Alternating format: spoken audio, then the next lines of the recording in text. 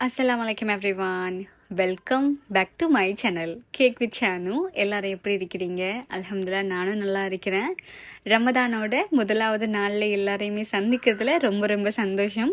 நோன்பு காலத்தில் அதிகமான நேரத்தை நம்ம கிச்சன்லேயே ஸ்பெண்ட் பண்ணிடாமல் ரொம்ப ஈஸியாக பண்ணக்கூடிய மாதிரி ஒரு ஸ்நாக் தான் பார்க்க போகிறோம், ஜாலர் முர்த்தபா. இது பண்ணுறது ரொம்ப ரொம்ப ஈஸி, வெறும் 20 நிமிஷத்துக்குள்ளேயே செஞ்சிடலாம். இந்த ஈஸியான ரெசிபியை பார்க்குறதுக்கு முன்னால் ஏற்கனவே வந்த வீடியோஸில் சொல்லியிருந்த மாதிரி இந்த நோன்பு முழுவதும் எங்களோட சேனலில் வந்து வரப்போகிற வீடியோஸில் ஒவ்வொரு நாளும் ஒவ்வொரு கேள்விகள் கேட்கப்படும். மொத்தமாக 30 கேள்விகள் கேட்கப்பட போது. இந்த கேள்விகள் எல்லாத்துக்கும் சரியான பதிலை நீங்கள் தரக்கூடிய வாட்ஸ்அப் நம்பருக்கு அனுப்பி வைக்கணும். இது மூலமாக அதிகமான சரியான பதில்களை சொல்லக்கூடிய அதிர்ஷ்டசாலிகளுக்கு பணப்பரிசுகள் காத்துட்ருக்கு, அதுவும் பெருமதியான பணப்பரிசுகள். இன்றைய நாள் முதலாவது நோன்புக்கு கேட்கப்பட போற முதலாவது கேள்வி இதுதான். இஸ்லாத்தின் காணிக்கை சமர்ப்பணம். அன்புறவுகளுக்கு அஸ்ஸலாமு அலைக்கும் வரஹ்மத்துல்லாஹி வபரகாத்துஹு. புனித ரமலான் மாதத்தை நாம் அனைவரும் அடைந்திருக்கின்றோம். இந்த ரமலான் மாதத்தை மீண்டும் தந்த அல்லாஹுக்கே எல்லா புகழும் உண்டாகட்டும். அல்ஹம்துலில்லாஹ். பாவிகளின் பாவங்களை மன்னித்து அருள்மொழி படைந்திடும் புனித ரமலான் மாதம் மீண்டும் எம்மை நோக்கி வந்தடைந்ததில் நாம் அனைவரும் சந்தோஷம் அடைந்து கொண்டிருக்கின்றோம். இந்த தருணத்திலே நாம் சென்ற காணொலியில் சொன்னது போல தினம் தினம் ஒரு கேள்வியை நம்முடைய கேக் வித் ஷானு என்று சொல்லக்கூடிய யூடியூப் சேனல் மூலமாக நாம் உங்களுக்கு அறிய தருவோம். அந்த வகையிலே கேள்வி இலக்கம் 1, முதலாவது நோம்புக்கான கேள்வி இதுதான். மலக்குமார்களால் குளிப்பாட்டப்பட்ட ஜனாசா எந்த சஹாபியின் மீது? மீண்டும் ஒரு முறை, மலக்குமார்களால் குளிப்பாட்டப்பட்ட ஜனாசா எந்த சஹாபியுடைய மீது? ஆப்ஷன் ஏ அபு தல்ஹார் Ali, option B Yasir Ali, option C ஹன்லார் Ali, option D Amir Ali. இந்த கேள்விக்கான சரியான விடையை 0755878243 இலக்கத்துக்கு உங்கள் பெயர் மற்றும் விலாசம் முகவரியோடு நீங்கள் எங்களுக்கு அனுப்பி வைக்கும். தவறாமல் இதுக்கான பதில்களை அனுப்பி வச்சுருங்க. அண்ட் இன்னொரு விஷயம் கூட ஆட் பண்ணிக்கொள்கிறேன். நோன்பு காலம் வந்துட்டு அப்படின்னாலே மனசு நிறைய சந்தோஷம் இருக்கும். இந்த நாட்களில் வீட்டில் இருக்கிற நோன்பாளிகளுக்காக இருக்கட்டும், நம்மளோட உறவினர்களுக்காக இருக்கட்டும், அதே நேரம் இஃப்தார் பார்ட்டியெல்லாம் வைக்கும்போது வீட்டை வரப்போகிற நோன்பாளிகளுக்காக இருக்கட்டும், எல்லாருக்குமே நம்ம செஞ்சு வைக்கக்கூடிய டிஷ்ஷஸ் எல்லாம் ஸ்பெஷலாக இருக்கணும் அப்படின்னு சொல்லி நினைக்கிறது வளமை தான் இல்லையா? லாஸ்ட் வீக் நம்மளோட சேனலில் இவங்க கிட்ட 100 ரெசிபிஸ் வரைக்கும் நீங்கள் படிச்சுக்கொள்ளலாம் அப்படின்னு சொல்லி ஒரு கோர்ஸ் பற்றி சொல்லியிருந்தேன். அநேகமானவங்க ஜாயின் பண்ணியிருந்தீங்க. இந்த முறை நோம்புக்கு ஸ்பெஷலாக இவங்க கிட்ட 30 வெரைட்டியான டிஷ்ஷஸ் வந்து சொல்லி கொடுக்க போகிறாங்க. இது சம்மந்தமான கோர்ஸ் தான் 8ஆம் தேதி ஸ்டார்ட் பண்ண போகிறாங்க. இதுக்கு வெறும் 1399 ரூபா தான் இவங்க சார்ஜ் பண்ணுறாங்க. இந்த முறை ரமதானுக்கு நீங்கள் விரும்பினது போல் ரொம்ப குறைவான டைமில் செய்யக்கூடிய மாதிரி 30 வெரைட்டி ரெசிபிஸை இவங்க கிட்ட நீங்கள் படிச்சுக்கொள்ளலாம். இந்த 15 நாள் கோர்ஸில் சேர விரும்புகிறவங்க ஸ்க்ரீனில் தெரிகிற வாட்ஸ்அப் நம்பருக்கு கான்டாக்ட் பண்ணி இவங்களோட குரூப்ஸில் ஜாயின் பண்ணிக்கோங்க. இனி நம்ம ரெசிபிக்குள்ளே போயிடலாம். இந்த ஜாலர் முர்த்தபா பண்ணுறதுக்கு முதலாவது உள்ளே வைக்கக்கூடிய அந்த ஃபில்லிங் ரெடி பண்ணிடலாம். நான் இன்றைக்கி சிக்கன் ஃபில்லிங் தான் பண்ண போகிறேன். இதுக்காக நீங்கள் வந்து கோழியை ஃப்ரை பண்ணி எடுக்கலாம், அது மாதிரி அவிச்சும் எடுத்துக்கொள்ளலாம். நான் இன்றைக்கி இந்த மாதிரி சிக்கனை வளமை போல் மெரினேட் பண்ணி எடுத்துருக்கிறேன். அதிகமான மசாலா பொருட்கள், தயிர் இதெல்லாம் சேர்த்துக்கொள்ளலை. சிம்பிளாக நம்ம வந்து கொச்சிக்கத்தூள், மஞ்சள் தூள், லெமன் ஜூஸ், உப்பு இவ்வளவும் சேர்த்துட்டு தான் நான் மிக்ஸ் பண்ணி எடுத்துருக்கிறேன். எக்ஸ்ட்ராவாக கரம் மசாலா ஒரு 1/4 டீஸ்பூன் அளவுக்கு சேர்த்துருக்கேன். நோன்பு காலங்களில் நம்ம வந்து ஃபாஸ்டிங் இருக்கிறதுனாலேயே ஆயில் சாப்பாடுகளை குறைக்கிறது ரொம்ப நல்லது. அதனால நான் இதை க்ரில் பண்ணி எடுக்க போகிறேன். ஆயில் வந்து கொஞ்சம் கூட நான் சேர்க்காம தான் க்ரில் பண்ணி எடுக்க போகிறேன். இதை வந்து நீங்கள் லேசாக அந்த பேனில் போட்டுட்டு லேசாக சூடு பண்ணி எடுத்துக்கொள்ளலாம். அந்த மாதிரி செஞ்சு எடுத்தாலும் நல்லது தான். அப்படி இல்லைன்னா நீங்கள் வந்து பாயில் பண்ணியே எடுத்துக்கோங்க. இல்லைன்னா நீங்கள் வந்து ஆயிலில் டீப் ஃப்ரை கூட பண்ணி எடுத்துக்கொள்ளலாம், உங்களோட விருப்பம்தான். இப்போ இதை நான் 225 செல்சியஸில் சரியாக 15லேருந்து 20 நிமிஷம் வரைக்கும் நல்லா சூடு பண்ணி க்ரில்லில் போட்டு எடுத்துருக்கிறேன். டபுள் சைடு ஒன் பண்ணி எடுத்துருக்கிறேன். ஸோ நல்ல பர்ஃபெக்டாக நமக்கு வந்து இது பேக் ஆன மாதிரி கிடைக்கும். இதில் வந்து கொஞ்சம் கூட நான் ஆயில் சேர்க்கவே இல்லை. இந்த மாதிரி நான் சிக்கனை ஃபஸ்ட்டில் ரெடி பண்ணி எடுத்துக்கொள்கிறேன். இப்போ இந்த சிக்கன் பீசஸ் எல்லாத்தையும் நம்ம வந்து கையாலேயே சின்ன சின்ன பீசஸாக இந்த மாதிரி ரெடி பண்ணி எடுத்துக்கொள்ளலாம். இந்த ரெசிபிக்கு நான் வந்து மொத்தமாக 300 கிராம் அளவுக்கு சிக்கன் எடுத்திருந்தேன். சின்ன சின்ன பீசஸ் ஆக்கினதில் எனக்கு 1 கப் அளவுக்கு சிக்கன் கிடச்சிருக்கு. இப்போ இது ஒரு பக்கமாக இருக்கட்டும். இனி அடுத்ததாக ஒரு பேனில் நான் வந்து 2 டேபிள் ஸ்பூன் அளவுக்கு ஆயில் சேர்த்துக்கொள்கிறேன். இப்போ ஆயில் சூடானதும் இதில் 1 டேபிள் ஸ்பூன் அளவுக்கு இஞ்சி வெள்ளைப்பூடு பேஸ்ட் சேர்த்துக்கொள்கிறேன். பேஸ்ட்டை சேர்த்துட்டு லேசாக நம்ம மிக்ஸ் பண்ணி எடுத்துக்கொள்ளலாம். முதல்ல இதில் பச்சை வாசனை போகட்டும். இப்போ இதில் நான் வந்து மீடியம் சைஸில் இருக்கிற 3 வெங்காயத்தை நல்ல மெல்லிஸாக ஸ்லைஸ் பண்ணி சேர்த்துக்கொள்கிறேன். இதை லேசாக மிக்ஸ் பண்ணிவிட்டு ஒரு பெரிய பச்சை கொச்சிக்காவை சின்ன சின்ன பீசஸாக கட் பண்ணி சேர்த்துக்கொள்கிறேன். சின்னதாக இருந்தால் 2 பீஸ் வரைக்கும் சேர்த்துக்கோங்க. இனி இதில் 2 கொத்து கருவேப்பிலையும் சேர்த்துக்கொள்கிறேன். இப்போ இது எல்லாத்தையும் சேர்த்து நல்லா மிக்ஸ் பண்ணி எடுத்துக்கொள்ளலாம். சேர்த்திருந்த வெங்காயம் நல்லா வதங்கி வந்ததும் இதில் ஒரு தக்காளி பழம் சேர்த்துக்கொள்கிறேன். மீடியம் சைஸில் இருக்கிற தக்காளி தான். தக்காளி அதிகம் நம்ம சேர்க்கணும் அப்படின்றதே இல்லை. இதையும் லேசாக மிக்ஸ் பண்ணிவிட்டு கொஞ்ச நேரம் விட்டுருங்க. தக்காளி நல்லா மசிஞ்சு வரட்டும். ஒரு 5 நிமிஷத்தில் தக்காளியும் நல்லா குக்காகி வந்துட்டு இப்போ நல்லாவே இதை மசிச்சு விட்டுட்டு நம்ம தேவையான மசாலா எல்லாமே சேர்த்துக்கொள்ளலாம். நான் அதிகமாக மசாலா பவுடர் எதுவுமே சேர்க்கல.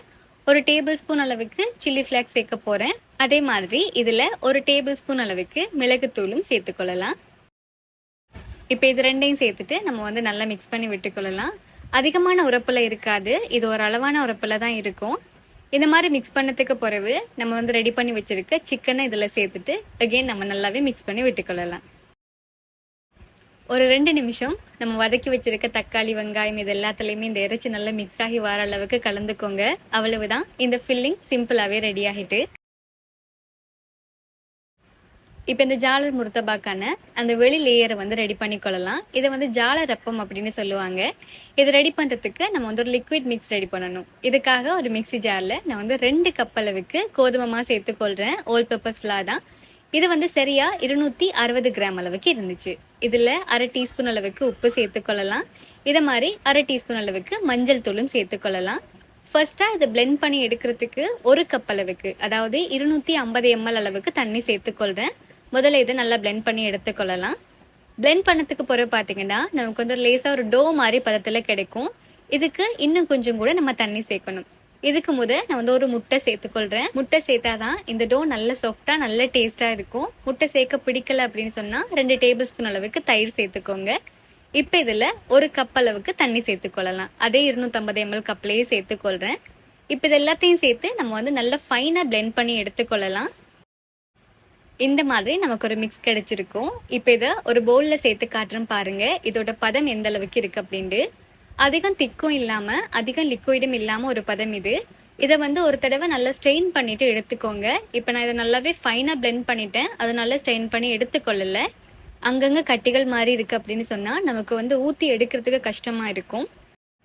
இந்த ஜால ரப்பம் செய்கிறதுக்கு சோஸ் பொட்டில்லையே 3 ஹோல் வந்த மாதிரி ஒரு பொட்டில் யூஸ் பண்ணுவாங்க. இப்போ அது எல்லாத்தையும் இருக்காது அப்படின்றதுனால நான் இதை மாதிரி பிளாஸ்டிக் பொட்டில் யூஸ் பண்ண போகிறேன். இதில் இருக்கிற மூடியில் நம்ம அதுக்கு ஏற்ற மாதிரி கொஞ்சம் செட் பண்ணி எடுத்துக்கொள்ளலாம். இதுக்கு முதல்ல இந்த மூடியை லேசாக சூடு பண்ணி எடுத்துக்கொள்ளணும். இந்த மாதிரி ஒரு தடவை செஞ்சு வச்சுட்டிங்க அப்படின்னாலே போதும், நம்ம நோம்பு ஃபுல்லாகவே இதை யூஸ் பண்ணிக்கொள்ளலாம். இந்த மாதிரி மூடியை லேசாக சூடு பண்ணிவிட்டு ஒரு கம்பி வச்சு நம்ம ஹோல் போட்டோம் அப்படின்னு சொன்னால் பிளாஸ்டிக் மேலால் இந்த மாதிரி வரும். இந்த மாதிரி நான் 2 பீஸ் வரைக்கும் தான் செஞ்சு கொண்டேன். 3 ரெடி பண்ண முடியுமா இருந்தால் 3 ரெடி பண்ணிக்கோங்க. இப்போ மெல்லிஸாக வரக்கூடிய மாதிரி நான் 2யும் கட் பண்ணி எடுத்திருக்கிறேன். பொட்டில் ஃபுல்லாகவே இந்த மிக்ஸ் வச்சு நிரப்பியும் எடுத்தாச்சு. இனி நம்ம இந்த ஜாலர் ரப்பை ஊற்றி எடுக்க வேண்டியதுதான். ஒரு தோசைக்கல்லை நம்ம மீடியம் ஹீட்டில் சூடு பண்ணி எடுத்துக்கொள்ளணும். இப்போ ஜஸ்ட் இதை மாதிரி நம்மளோட கைகளால் சுற்றி விட்டோம் அப்படின்னு சொன்னாலே போதும், ஈஸியாக இது ரெடி ஆகிடும். நீங்கள் விரும்பின மாதிரி டிசைன் போடலாம், ஆனால் கொஞ்சம் நெருக்கமாக இதை போட்டு எடுத்துக்கோங்க. இது ரெடி பண்ணுறதுக்கு நமக்கு ஒரு 5 நிமிஷமும் அதிகம் தான் அப்படின்னு தான் சொல்லணும். ஏன்னா அவ்வளோ குயிக்காக இந்த ஒவ்வொரு பீசஸும் ரெடி ஆகிடும். ஒரு நிமிஷம் மட்டும் இது இருந்தாலே போதும், சூடு பண்ணதுமே அது ரெடி ஆகிடும். 1 நிமிஷத்தில் இது கிறிஸ்பியாக ஸ்டார்ட் ஆகிடும். இந்த மாதிரி நம்ம பேனை விட்டு ரிமூவ் பண்ணி எடுத்தாலே போதும். இது எல்லாத்தையும் நம்ம குயிக்காகவே ரெடி பண்ணி எடுத்துக்கொள்ளலாம். என்னது செய்கிறது அவ்வளோ ஈஸியாக இருக்கும். நமக்கும் இது செய்யும்போது அவ்வளோ இன்ட்ரெஸ்டிங்காக இருக்கும். இந்த மாதிரி ஒவ்வொரு பீசஸையும் ரெடி பண்ணும்போது கிறிஸ்பியாக இருந்தாலும் கொஞ்சம் நேரம் போனதும் அது நல்லா சாஃப்ட் ஆகிடும். இந்த 2 கப் அளவு மாவில் எனக்கு மொத்தமாக 16 பீசஸ் வரைக்கும் கிடைச்சிருந்துச்சு. கொஞ்சம் ஓரளவு பெரிய பீசஸாக தான் நான் இது எல்லாத்தையும் செஞ்சு எடுத்திருக்கிறேன். இப்போ நம்ம இதை ஃபோல்ட் பண்ணி எடுத்துக்கொள்ளலாம். நம்ம ஃபோல்ட் பண்ணி எடுக்கும்போது நம்ம செஞ்சிருந்த ஜாலரப்பம் 2 வைக்கணும். இது நெட் மாதிரி இருக்கதால ஃபில்லிங் வெளியில் வந்துடும். அந்த ரீசனால் தான் நம்ம 2 வரைக்கும் வச்சுக்கொள்ளணும். இது மாதிரி 2 வச்சுட்டு நடுவில் ஃபில்லிங் வச்சுக்கொள்ளலாம். ஃபில்லிங் அதிகமாக இல்லை, ஓரளவுக்கு வச்சுக்கோங்க. இந்த மாதிரி வச்சதுக்கு பிறகு நம்ம மடிச்சு எடுத்துக்கொள்ளலாம். நான் இந்த வீடியோவில் காட்டுற மாதிரியே 2 சைடையும் முதலாவது மடிச்சிட்டு மேலே இருக்கிற 2 பக்கத்தையும் நம்ம இதை மாதிரி மடிச்சுக்கணும் அப்படின்றாலே போதும், ஈஸியாக இது ரெடி ஆகிடும். நம்ம சிம்பிளாக இது ரெடி பண்ணி எடுத்துக்கொள்ளலாம். ஜஸ்ட் இதை மாதிரி ஃபோல்ட் பண்ணி எடுத்துட்டோம் அப்படின்றாலே போதும். இதை மாதிரியே நான் வந்து ரெண்டு ரெண்டு ஜாலரப்பமாக வச்சு இதை வந்து ஃபோல்ட் பண்ணி எடுத்துக்கொள்கிறேன்.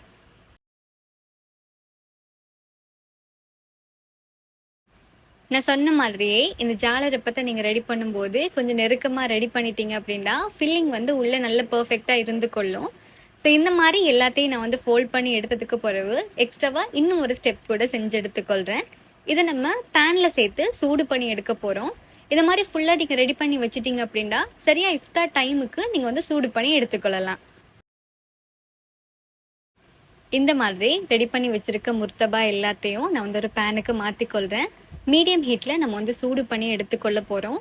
சூடு பண்ணும்போது மேலால் நம்ம வந்து முட்டையை ப்ரஷ் பண்ணி விடணும். இந்த அளவில் நீங்கள் ரெடி பண்ணிங்க அப்படின்னா 8 முர்த்தபா வரைக்கும் நீங்கள் ரெடி பண்ணிக்கொள்ளலாம். இதுக்காக நான் வந்து 2 முட்டையை பீட் பண்ணி எடுத்துக்கொள்கிறேன். பெரிய முட்டையாக இருந்துச்சு அப்படின்னு சொன்னால் ஒரு முட்டை யூஸ் பண்ணிக்கோங்க. இப்போ பீட் பண்ணி எடுத்த முட்டையை நம்ம வந்து எல்லாத்துக்கும் ப்ரஷ் பண்ணி விடலாம். முட்டையை ப்ரஷ் பண்ணதுக்கு பிறகு இதை திருப்பி விடுங்க. அது சூடாகி வரட்டும்.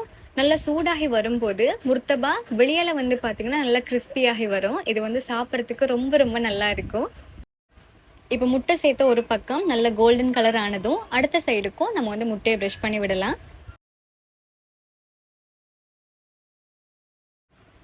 இப்போ 2 சைடும் நல்ல கோல்டன் கலர் ஆனதும் இந்த முர்த்தபா வந்து பர்ஃபெக்டாக ரெடி ஆகிட்டு கண்டிப்பாக இன்றைக்கி இஃப்தாருக்கு நீங்கள் வீட்டில் இதை ட்ரை பண்ணி பாருங்கள். இது செய்கிறதும் ரொம்ப ஈஸி, எல்லாருமே விரும்பி சாப்பிட்ற மாதிரியும் இருக்கும். கிச்சனில் வந்து நோன்பு காலத்துலேயும் நம்ம வந்து அதிகமான நேரத்தை ஸ்பெண்ட் பண்ண தேவையில்லை. வீடியோவில் கேட்கப்பட்ட கேள்விக்கு மறக்காமல் எல்லாருமே சரியான பதில்களை அனுப்பி வைங்க. இந்த வீடியோ எப்பயும் போல் இங்கே எல்லாருக்குமே யூஸ்ஃபுல்லாக இருந்திருக்கும் அப்படின்னு சொல்லிட்டு நினைக்கிறேன். இன்ஷால்லா இதை மாதிரி இன்னொரு யூனிக்கான ரெசிபியோட நாளைக்கு 1 மணிக்கு உங்களை வந்து சந்திக்கிறேன். Until then take care, by.